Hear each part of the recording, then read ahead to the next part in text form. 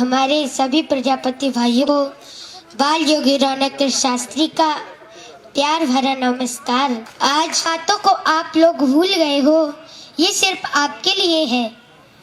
आप कौन है, क्या चीज है, आज मैं आपको बताऊंगी। किसी को मालूम है कि पहले इसी प्रजापति का नाम कुंभहार था। इस प्रजापति का नाम कुंभहार कैसे पड़ा, किसी को मालूम है? मालूम हो तो हाथ उठा दे। किसी को नहीं मालूम? मैं बताती हूँ। पहले जब प्रजापति सुबह को उठता था तो सबसे पहले धरती माँ का वंदन करता था। कहता था, हे सूर्य भगवान, हे चंद्रमा भगवान, हे जल देवता, हे वायु देवता, सभी को याद करते हुए कहता था, मुझे धरती की तरह धैर्यवान बनाना और सूर्य की तरह समय का पाबंद बनाना, चंद्रमा की तरह शीतल बनाना और जल और वायु की तरह मैं इस धरती के हर एक जीव के काम आऊं। मुझे ऐसा वरदान दो, मैं सबकी प्यास बुझाऊं, मैं सबके काम आऊं। हे ईश्वर, मुझे ऐसा बनाना। पहले तो ये मांगता था, पहले ये प्रार्थना करता था, और जब भगवान ने इसे इस लायक बना दिया तो इसकी सबसे पहली गलती, भगवान का ध्यान ही नहीं रहा है। अच्छा, अब किसी को मालूम है कि इस धरती पर सबसे पहले कौन आया था? सबसे पहला वैज्ञानिक कौन है? किस चीज का सबसे पहले आविष्कार हुआ था? किसी को मालूम है? सबसे पहले इस धरती पर प्रजापति ही आया था।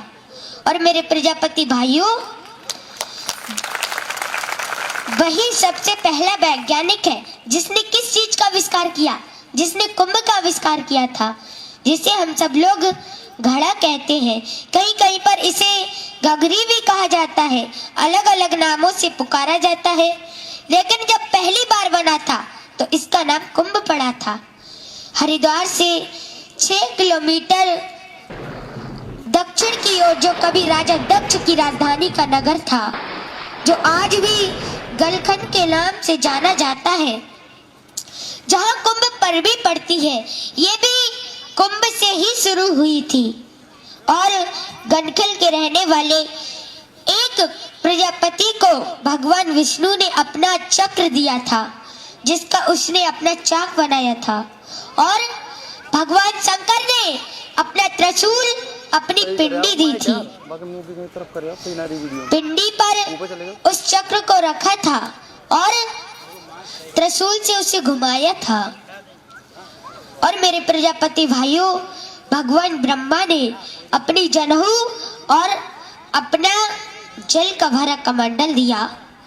कमंडल में जो जल था उससे मिट्टी को गीला किया और उस जनेऊ से कुंभ को काटा था। भगवान विष्णु ने उस प्रजापति से कहा, जाओ तुम अपना काम शुरू करो। तो उसने पहले ही बार में इतना सुंदर कुंभ बनाया, इतना सुंदर घड़ा बनाया कि भगवान उसे देखकर के खुश हो गए। भगवान बोले, तुमने इसे कैसे बनाया? तो उस प्रजापति ने क्या कहा? उसने कहा, प्रभु, जैसे आपने मुझे 5 तत्वों से मिलाकर बनाया है, वैसे ही मैंने इस कुंभ को 5 तत्वों से मिलाकर बनाया है। कैसे? जल, वायु, अग्नि, आकाश और धरती। मैंने धरती से मिट्टी ली और जल से उसे गीला किया और आकाश वायु से इसे सुखाया था और अग्नि से इसे पकाया था। भगवान इतने खुश हुए कि उन्होंने एक सुंदर सा हार अपने हाथ में लिया और उसको बाहर के डाल दिया। तो उसी समय उसका नाम भगवान ने कुंभहार रखा। कुंभ का नाम पहले और हार का बाद में, दोनों शब्दों को जोड़ दिया तो हो गया कुंभहार। और उसी वक्त भगवान ने उसे ये वरदान दिया कि चाहे कोई भी पूजा हो, हर काम में तुम्हारी कुंभ की हर किसी को आवश्यकता पड़ेगी। तुम्हारी पूजा के बगैर कोई पूजा संपूर्ण नहीं होगी। तुम्हारी इस कुंभ का जल पी करके लोग अपनी सांसें लेंगे। और तुम्हारे कुंभ के बगैर कोई भी पूजा संपूर्ण नहीं होगी। अब चाहे वो मृत्यु हो या जन्म हो, शादी हो या सजा हो। और मेरे प्रजापति भाइयों, ये सच बात है, तुम जिस विवाह में नहीं जाओगे तो इसका विवाह तुम्हारे कलश, तुम्हारी पूजा के बिना कभी पूर्ण नहीं होगा। इसीलिए आप जरा सोचो, आप कौन हो, फिर भी आप भिखारियों की तरह जी रहे हो। अरे आपको नहीं मालूम है आप कौन हो? आप राजाओं के राजा हो और शेरों के शेर हो, इस संसार की जड़ें हो।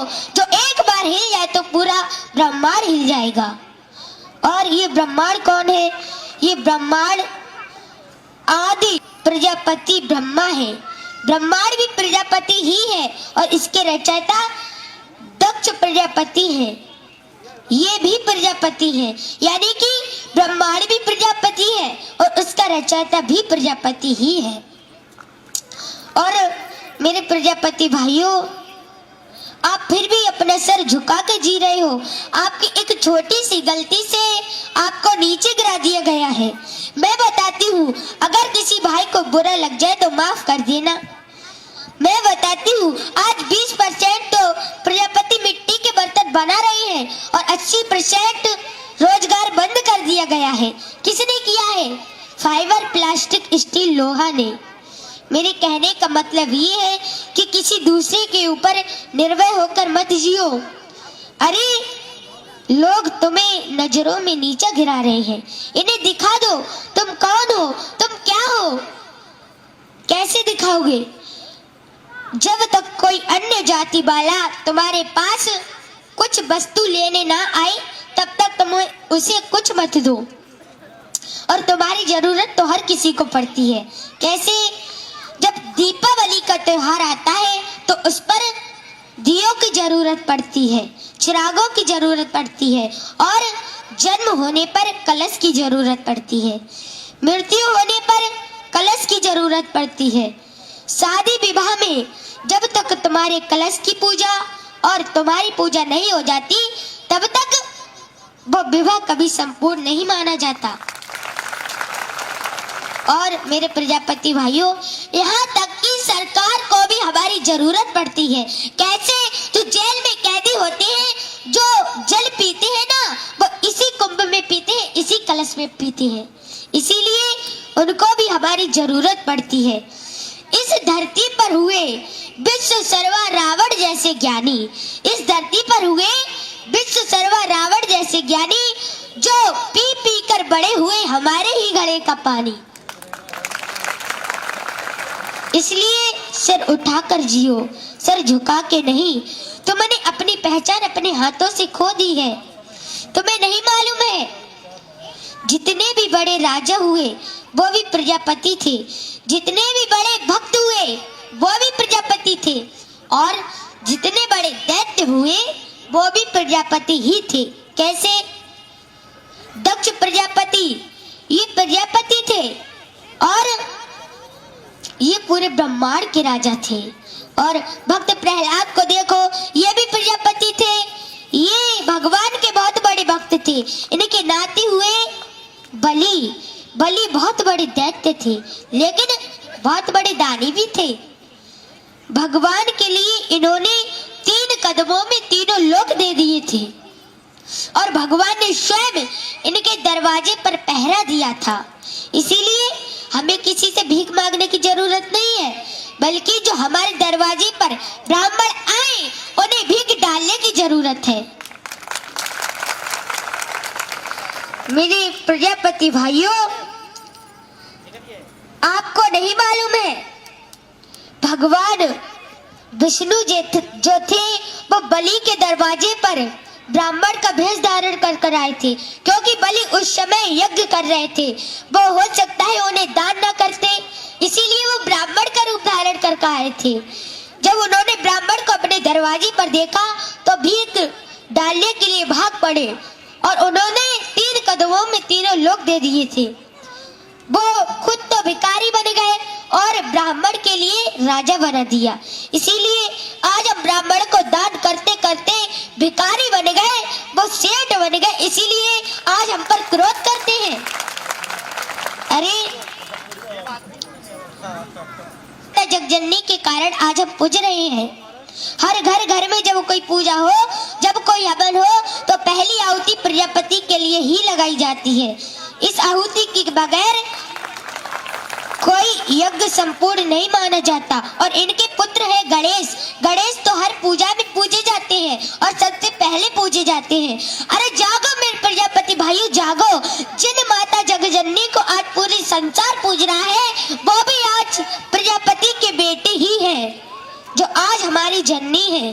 अरे उस मोदी को तो सभी नमस्कार करते हैं, उस मोदी को तो सभी नमस्कार करते हैं। करना है तो उस माँ को करो धन्यवाद, जिसके आगे मोदी नित्य दिन झुकते हैं। और बना रहा प्रजापति संगठन तो हम फिर से मिलेंगे, बना रहा प्रजापति संगठन तो हम फिर से मिलेंगे। ऐसा ही रहा हमारा तुम्हारा साथ तो हमारे आगे अच्छे अच्छे झुकेंगे। धन्यवाद रौनक प्रजापति जी। इस बेटी पुरस्कार दिया है, वो खुद अपने आप इस बच्ची को, जो